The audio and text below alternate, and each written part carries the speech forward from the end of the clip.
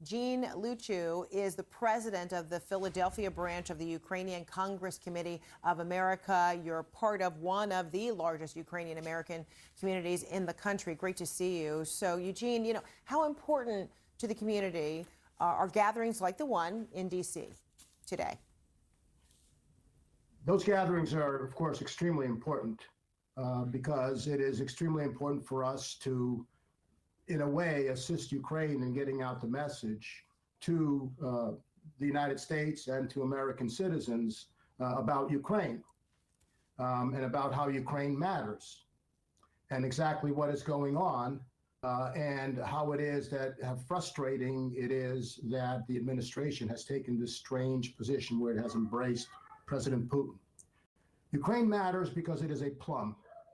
It is full of natural and human resources that are fantastic and are, with Ukraine, Putin and Russia are an empire. They become that superpower that was once known as the Soviet Union and becomes a very deadly adversary to the entire West.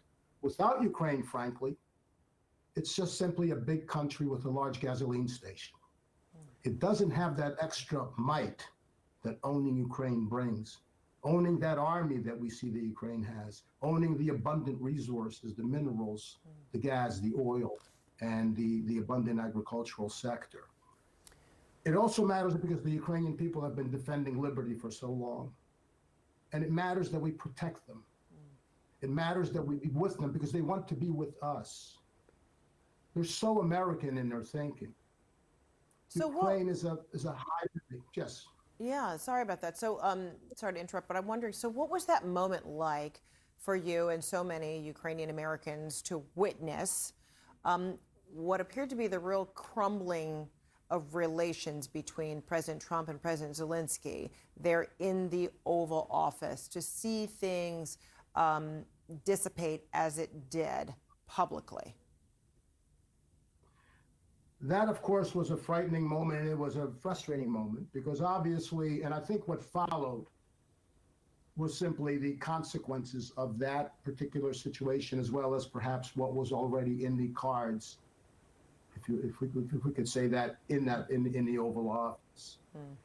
What is frustrating about this is that rather than embrace the Ukrainians and work with the Ukrainians, it appears that this administration is doing the polar opposite.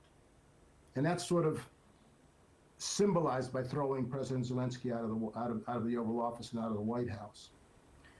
We are normalizing relations with a country that is genocidally attacking Ukraine, that is slaughtering men, women, and children, that even as we see last night and over the course of the entire war, has been launching guided missiles, artillery, everything that it can to destroy men, women, and children. They rape, they pillage, they arrest, they throw into concentration camps. It's a horrific sight. Ordinarily, America would embrace these people and save them and work with them to fight for liberty and democracy. But yet we embrace the Russians, we normalize relations with them. We begin to talk about making concessions without even negotiating that, well, you're going to get part of Ukraine. They meet and talk about Ukraine as if they were two superpowers that were going to split the country amongst themselves in one way, shape, or form. So then do you have any reason to be hopeful about planned talks next week in Saudi Arabia? Ukrainian president will be in country, but still unclear whether he'll be in the talks.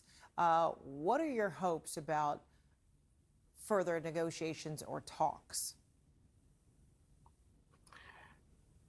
It's difficult to know exactly what the goal for Ukraine is, but I am not very hopeful that we're going to get a resolution very quickly to this situation.